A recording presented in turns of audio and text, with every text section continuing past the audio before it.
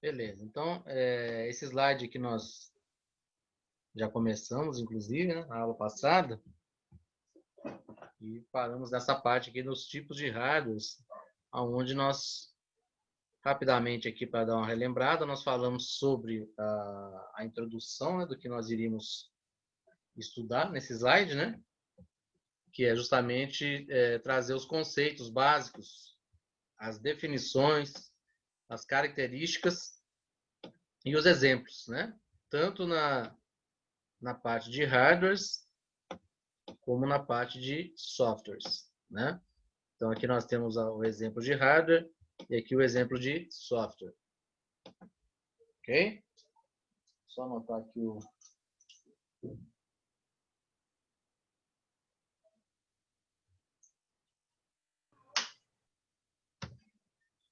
e aí começamos a falar sobre a parte de hardware, né? Que é a parte física, e eu destaquei bastante a respeito do computador. O computador é a parte central, né?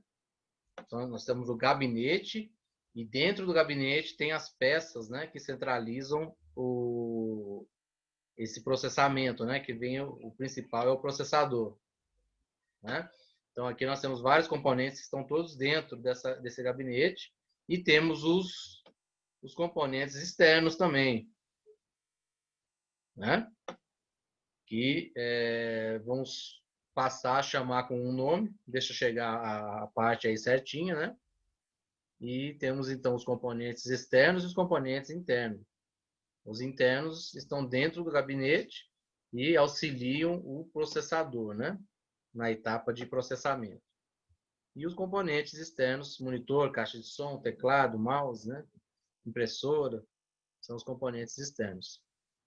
O gabinete, né, do computador, comentei com vocês que ele pode ser chamado de diversos nomes, tanto pela época, né, que se passou, como também pela região, né, do país.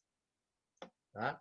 Até mesmo de CPU, tem lugares que chamam ele de CPU, sendo que CPU, na verdade, é o chip, é o processador, né? Central é unidade central de processamento.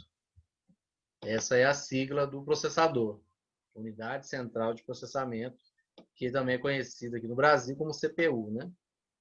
E o que acontece? Ele está dentro do gabinete, então não precisa confundir, né?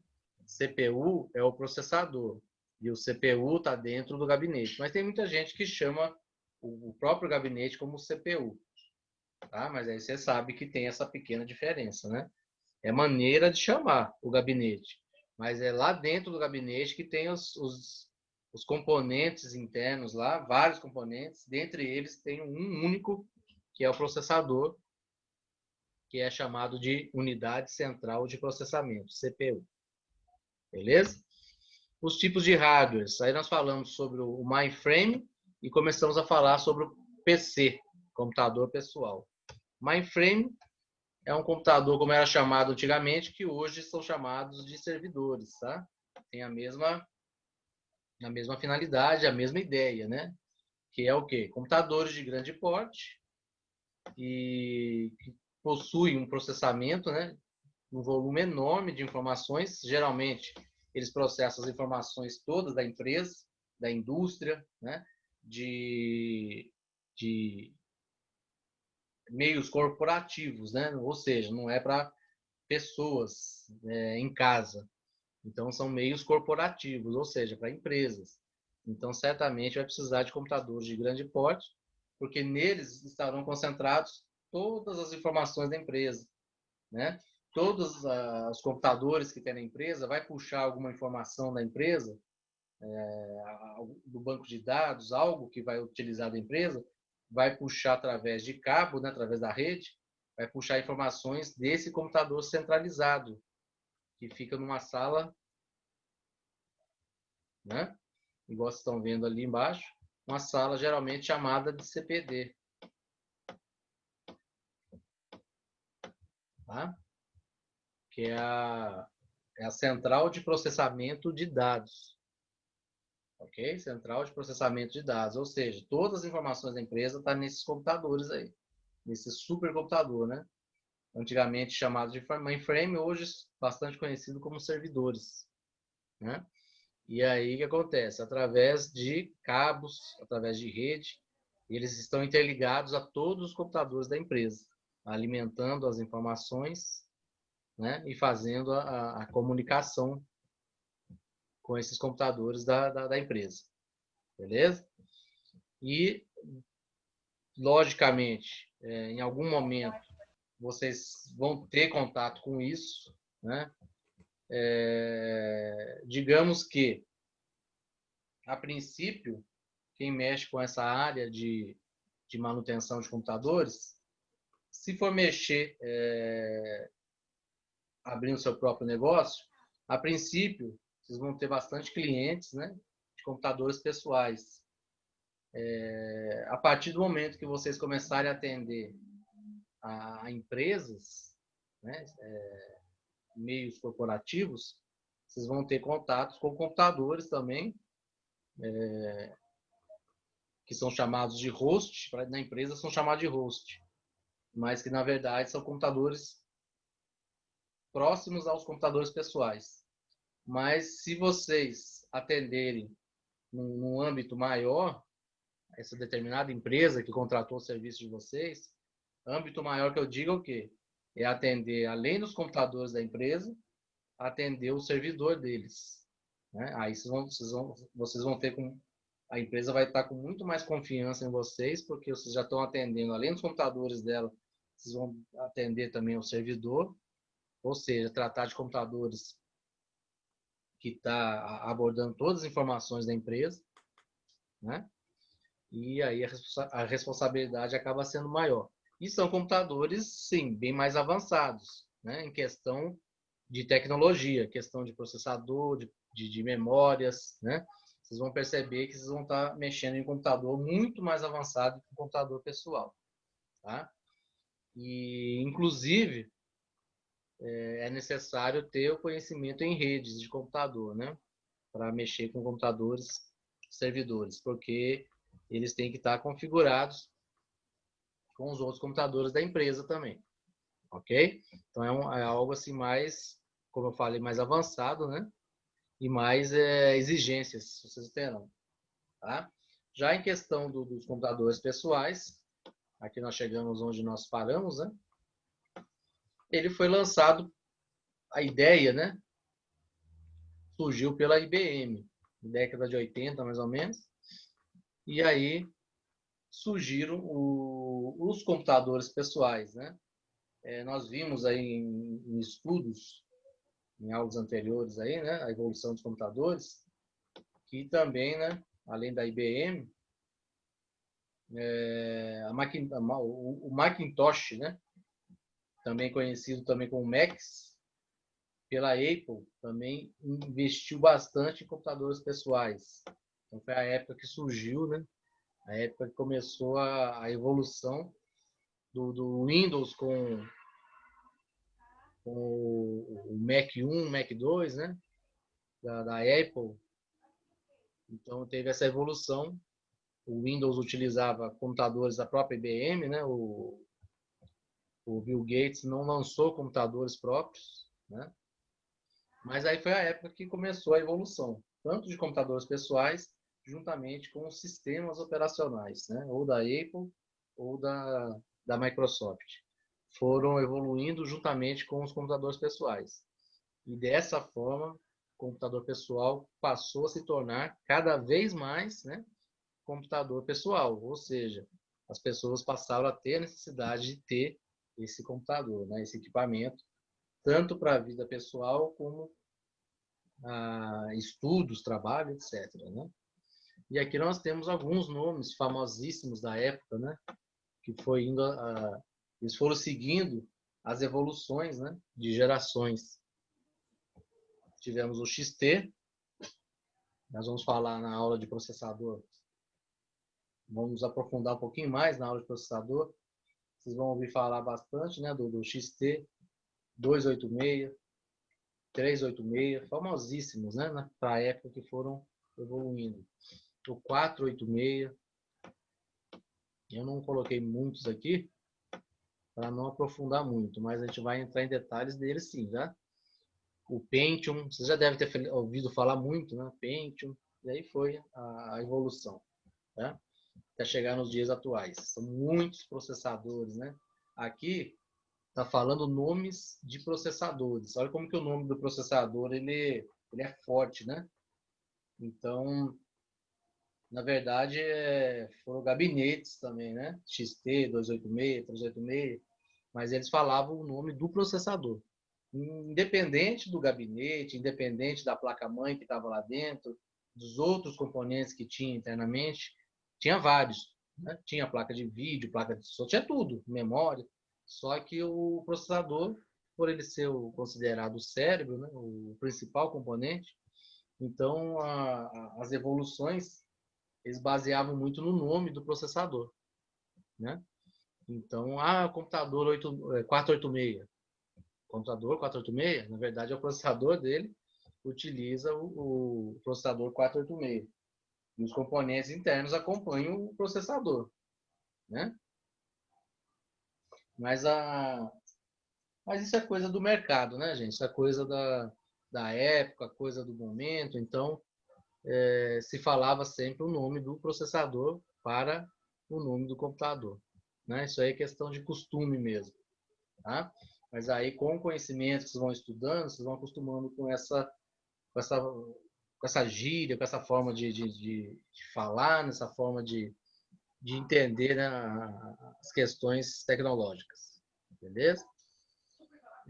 Então, o PC, o destaque maior justamente era usar, né, ele como um computador doméstico, né, em casa. Né? A partir daí, então, o computador se tornou uma ferramenta muito importante. Né? E aí a evolução, né, de computador pessoal, igual eu falei para vocês, as pessoas tinham em casa e tinha também nas empresas, tirando a questão de servidores. Tá? Tirando a questão de servidores. Ok? Questão de servidores, igual eu falei, são computadores mais avançados e muda algumas coisas, né? Mas, igual está destacando nesse slide aqui, os componentes básicos, né, de um computador pessoal. Mas os computadores de servidores não têm esses componentes? Tem também. Tá? Só que sempre se destaca que eles são mais avançados. Então, o processador para um servidor normalmente não vai ser o mesmo processador para processadores de computadores pessoais. Ok? Memória. A memória, geralmente, ela vai ter mais espaços de memória do que o computador pessoal. Então, assim, vai dobrar, vai triplicar questão de espaços, né? HD vai ter mais de um HD em conjunto, trabalhando em conjunto com recursos acoplados. Então, assim, são coisas que aumentam, né? Coisas que se destacam em relação ao computador pessoal. Então, são detalhes que a gente vai aprendendo a mais conforme a gente vai tendo acesso a eles. Né? É como se... vamos dar um exemplo aqui. É como se a gente vai tirar uma carteira de moto, a gente vai ter acesso ao quê? A gente vai aprender as placas de trânsito, vai aprender a lidar com o trânsito, depois eu vou tirar uma carteira de carro mais para frente. Aí a gente já tem esse conhecimento básico do trânsito. Agora, para você dirigir o carro é diferente da moto. Então, assim, podemos dizer que mais ou menos é isso, né? Nós aprendemos a trabalhar com os computadores pessoais, os componentes, mas a hora que vocês precisarem ter acesso a mexer com servidores, né? Vocês vão ter que ter conhecimentos, adquirir conhecimentos a mais, né? Mas aquele básico de processador, de memória, placa-mãe, aquilo tudo que vocês aprenderam no computador pessoal, vocês vão levar para mexer num servidor, né? Com detalhes a mais que vai modificando, ok? Mas vocês não vão encontrar, por exemplo, um componente assim, nossa, esse componente eu nunca vi. Não existe para computador pessoal. Não, vão ter sim, mas vai modificar, né, a tecnologia, ok? Então, basicamente, nós temos internamente em um computador pessoal componentes importantes, né? O processador, a memória, o HD, né, que é o disco rígido, a placa-mãe, placa de vídeo e monitor. Tem outras coisas mais, a gente vai aprendendo aos poucos aí. Essa divisão básica se aplica também o quê? Aos aparelhos eletrônicos, outros, né? No caso. Tipo o quê, gente? Palmtops e celulares. Vamos modificar esse nome aí, porque é um nome também já não utilizado mais, tá? O Palmtop hoje nós conhecemos como... O Palmtop foi um dos primeiros computadores de mão, né? Que foi utilizava até uma caneta falsa lá para bater na tela, né? Foi um dos primeiros dispositivos também no touchscreen, né? E depois, com a evolução, passou o quê? Hoje nós chamamos os tablets de computadores de mão, né? Os tablets são bastante conhecidos aí. E temos, na questão de celular, temos os smartphones, que são bem semelhantes aos tablets, né? Questão de software, né? Em questão de arquitetura também, para manutenção, eles se assemelham muito, o smartphone e os tablets, tá? A diferença é que o smartphone ele tem recursos para voz, né? Dados de voz, né? Que falam. Já o tablet não. O tablet seria um computador de mão mesmo, sem o acesso à voz, né? Ao recurso de voz, que no caso é a telefonia, né? Beleza? Então, assim, e igual eu estava explicando aqui embaixo agora, que a diferença, né, entre um tablet e um smartphone para um computador pessoal está relacionado ao quê? Aos componentes que, quanto menor, ele tem que ser mais integrado, tá? Então, o que significa isso? Todos eles têm uma placa de circuito, tanto um notebook, um computador, como um tablet e um smartphone. Todos eles têm uma placa de circuito, que é a placa principal, considerada a placa-mãe. Tá? Só que aí o que acontece? Os componentes internos de um computador pessoal, eles são diferentes já em relação ao notebook. Né? Porque o notebook ele é mais fino. Então, o que acontece? Os componentes têm que ser menores e quanto mais acoplados na placa, melhor. Né? E aí que vem essa questão aqui, ó, integrados.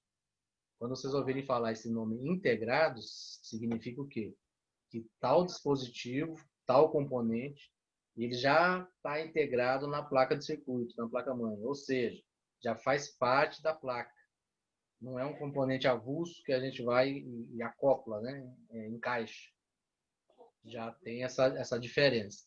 Então, o notebook ele já tem mais componentes integrados do que um próprio computador pessoal. Então, no notebook já modificou bastante, né?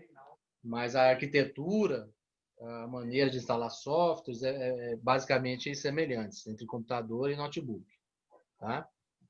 Alguém quer falar alguma coisa aí? Não? Sabe, provavelmente você vai falar mais pra frente, mas componentes básicos aí que você colocou, a memória aí seria a memória RAM, né? Isso, memória RAM. A Porque, gente tipo tem assim, outros tipos de memória, são memórias mais avançadas, né? Isso a gente é, vai entrando em detalhes mais para frente. Mas uma questão de componentes básicos, a memória RAM faz parte, sim. porque, tipo assim, pra mim eu acho que a memória RAM, eu acho que ela é muito importante, porque, tipo assim, não adianta você ter um processador muito potente se você não vai ter onde armazenar aquele processamento. Pra mim, Ela eu é acho que muito importante. a memória RAM também é muito importante. Com certeza. Só que você deve estar achando que esse nome básico aqui está falando porque ele é uma coisa simples. Esse básico aqui não quer ele não está querendo expor que é uma coisa simples, não. Esse básico substitua como essencial. Tá? É como se fossem componentes essenciais, né? Componentes que se destacam. Né? O Davi, processador, você tira memória uma RAM. dúvida minha? Hã? O chipset que vem na placa integrado, ele é mais para auxiliar os processamentos, né? Para organizar na placa mãe que vai ser processado. Né? Ou tem outra função? Não, o chipset ele tem dois chipsets, né? Não vou entrar em detalhes não agora, porque senão vai acabar confundindo um pouco aí, mas eles são importantíssimos também, né? Só que eles não são considerados componentes básicos porque eles fazem parte da placa-mãe. Então a placa-mãe está aqui, ó, né? E, esses dois chipsets que tem na placa-mãe, um ele tem a função de auxiliar o processador. O outro, ele auxilia os componentes em geral, né? Mas cada um tem a sua tarefa aí, tá? Mas a gente vai entrar em Obrigado. detalhes mais para frente em relação a isso, na hora que estiver estudando os componentes da placa-mãe mesmo. Aí eu vou até mostrar o chipset, quem que é, né? Fabricantes, etc. Tal. Beleza? Beleza, obrigado, Davi. Nada. Então, gente, voltando aqui, questão da placa-mãe, da placa de circuito de tablet e de smartphone, eles são menores. Sendo menores, a arquitetura, são muito menores, né? Aliás, aí muda toda a arquitetura deles. Ou seja, eu não consigo ver uma placa-mãe de um tablet e smartphone comparando da mesma forma que uma placa-mãe de um computador e de um notebook.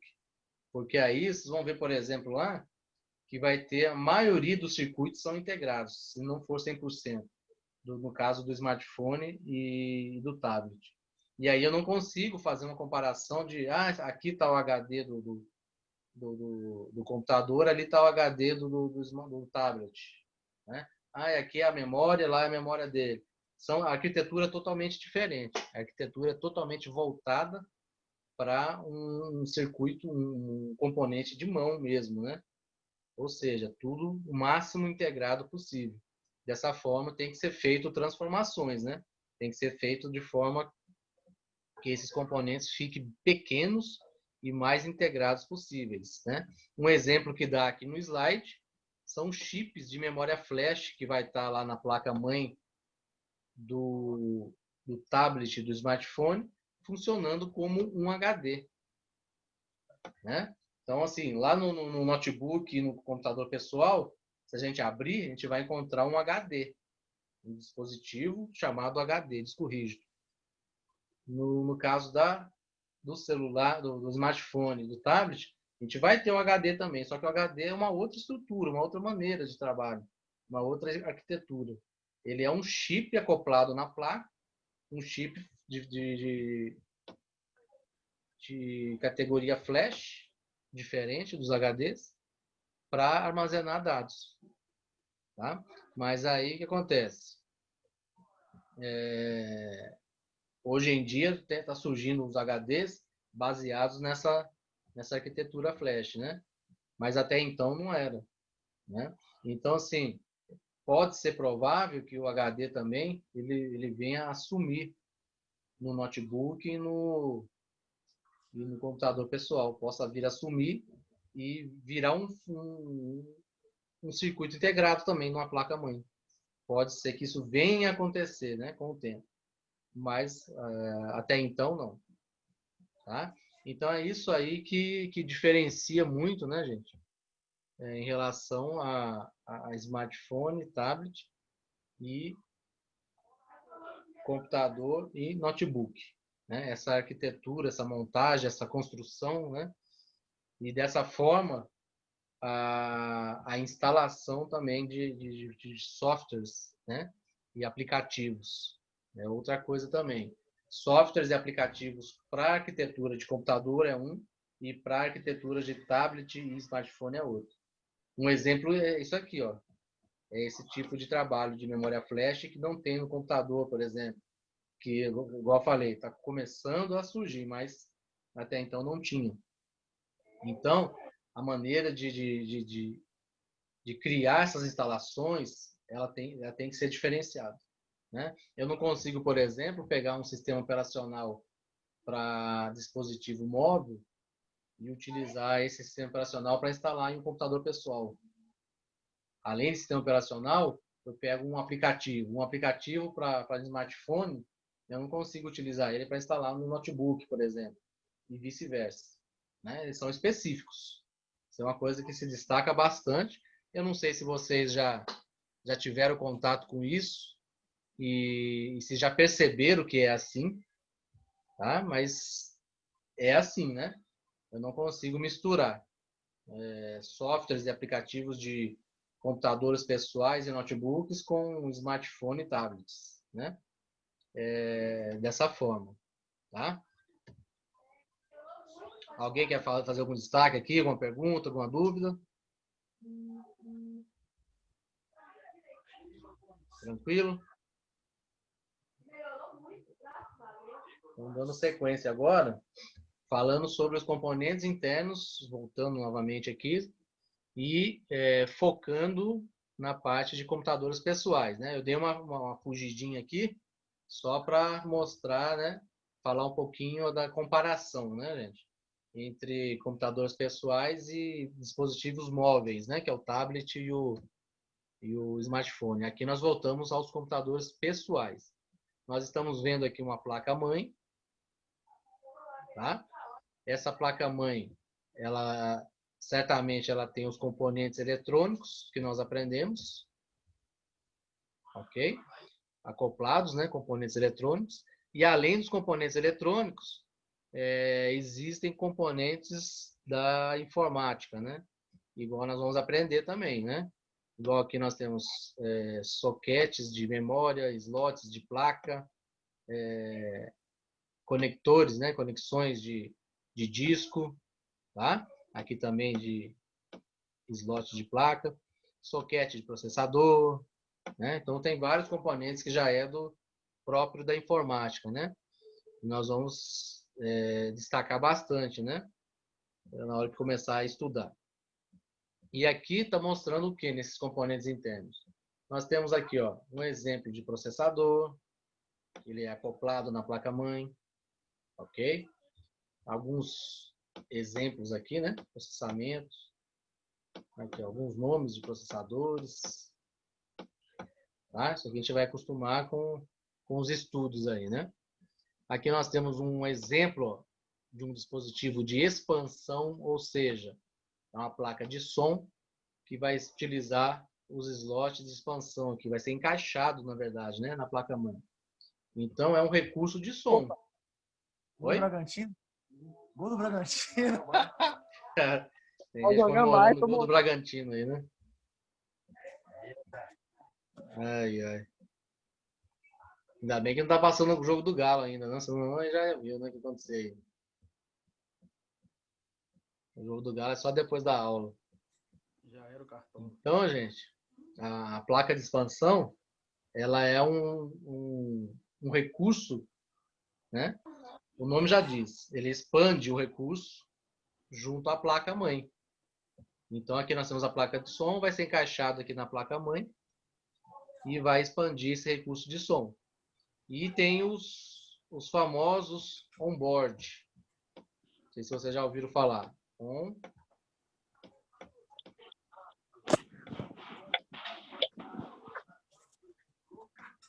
Onboard. Que são recursos o quê? Direto na placa. Já vem na placa já. Acontece bastante também no caso de computadores. Aqui, ó, se eu não me engano, aqui, ó, tá mostrando aqui, ó. O mesmo recurso de som que tem nessa placa de som tá aqui, ó. Então eu não preciso de uma placa de som instalada nessa placa, porque ela já tem o som ali embutido na placa-mãe. É o que acontece nos smartphones e nos tablets. Já está direto lá na placa também. Não precisa dessas placas de expansão. O processador dela já está lá direto, já acoplado na placa-mãe. Não tem esse recurso de eu tirar e instalar outro ou substituir. Não é encaixado, não. Né? Placa de vídeo. Aqui também, ó. Placa de vídeo é a placa que dá o quê? A imagem lá no monitor. Ela pode ser instalada aqui também e pode ser on-board também, já direto na placa-mãe. Tá? Mas qual que é a diferença? Qual que é a diferença? As placas de vídeo on-board, elas são mais fracas em questão de recursos do que eu comprar uma placa de expansão avulsa, né? E instalar na placa-mãe. Né? Quem gosta muito de recursos em 3D avançados lá no computador, jogos ou softwares de engenharia 3D, né? De imagem também, quem mexe com muita Photoshop, edição também. Isso, quem mexe muito com essas coisas, né, precisa de placas mais avançadas, placas de vídeo. Aí tem que comprar uma placa mais, né, mais avançada e instalar ela avulsa, né? Não dá para utilizar a placa on-board da placa-mãe, não. Tá? Placa de rede, ó. Outro recurso. Esse daqui não existe mais, tá, gente? Essa aqui de baixo, aqui, ó. Fax modem, antigamente, a internet utilizava a placa de fax modem. A internet era de escada e não era de banda larga. Aí esse recurso aí já não existe mais, tá bom? Hoje em dia é utilizada a placa de rede. Hoje nós usamos a placa de rede para ter a internet de banda larga e também para comunicar o computador com outros, né? Fazer uma comunicação entre computadores via cabo. Tá? É outro recurso para expandir. Beleza? Temos a memória, ó. A memória RAM. Vai ser instalada também na placa-mãe. Tá? Aqui nós temos alguns exemplos falando de outras memórias. Né? Memória RAM é a principal, que é a principal e volátil. Depois a gente vai entrar em detalhe disso. Temos uma memória ROM, a gente vai também entrar em detalhe mais para frente, que ela é não volátil. E temos a memória cache também, que é um outro tipo de memória volátil, que existe também. Só que, por enquanto, estamos destacando aqueles componentes mais, né, mais importantes, aí, mais básicos, aí, essenciais. E o disco rígido, né, o HD, através de cabo, ele é instalado também na placa-mãe também. Hoje está surgindo os HDs flash. Tá? Também vai ser instalado via cabo, porém, é uma outra arquitetura, né? Outra forma de trabalho. Beleza? Então, nós estamos aí aos poucos, né? Destacando alguns componentes internos aí do computador. Beleza? A diferença do HD do HD flash é que o HD não usa o disco, né? E o Isso. HD flash é como se fosse um os chips aqui, ó. Os chips de memória lá. Memória flash, né? Eles armazenam nesses chips de memória flash. Ele utiliza a mesma arquitetura do pendrive, né? E daquelas memórias flash. Beleza? Alguém mais quer fazer alguma pergunta? Alguma dúvida, gente? Então vamos lá, dando continuidade aqui. Vou falando bem devagar aí, né? Pra gente destacar bem aí os pontos, né, gente? Tem bastante coisinha agora aí que a gente vai... Isso aqui que eu estou passando para vocês é falando sobre hardware e software. Mas depois nós vamos entrar em destaque item por item, tá? Então isso aqui, digamos que seria um resumo e depois a gente vai, né, aprofundar em cada coisa aí. Então, ainda falando sobre o conceito básico, né, dos componentes internos, então nós temos lá, aqui está mostrando o processo, né, de como que é o funcionamento do computador, basicamente. Liguei lá o computador. A partir do momento que eu ligo o computador, nós temos uma memória chamada memória ROM, que ela é a primeira que vai entrar em ação, tá? Por dois motivos. Não vou entrar em detalhes também, vou aprofundar, mas vou falar superficialmente o que a memória ROM faz. Essa memória ROM, ela tem por tarefa, né, por atividade, na hora que eu liguei o computador, fazer um teste geral. Ela faz um teste em todos os componentes do computador, para ver se está tudo ok, tudo funcionando, né?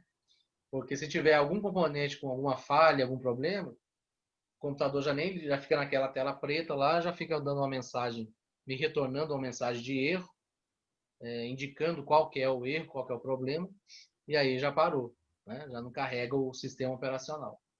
Então, o responsável por isso é essa memória aí, ó, do tipo ROM. Tá? Ela faz um teste chamado POST, e esse teste sai testando tudo rapidamente. Tá tudo ok, tudo beleza? Aí envia uma autorização para carregar o sistema operacional. Aí, tipo uma liberação, né? Que aí está liberado para o sistema operacional ser carregado. Beleza? Essa é a primeira etapa. Aí na segunda etapa, o que vai acontecer? Davi, 1 minuto. Ah? Deu um minuto. É mesmo, tá Já deu faltando só um 1 minuto já, aí. daqui a pouco vai acabar. Verdade, obrigado, Lucas. Então nós vamos parar por aqui, gente. Aí na próxima aula eu recomeço essa explicação aqui e a gente continua nessa parte aqui. Tá? Eu devo mandar um formulário para vocês. Vou mandar um formulário meio pequeno, né? Porque é daqui para trás, né? Desse slide. Ok? E aí na próxima aula a gente dá continuidade nessa parte aí. Beleza? Um abraço aí a todos aí. Uma boa semana e até a próxima então, galera. Valeu, boa noite. Até a próxima, boa noite, gente. Boa noite, gente.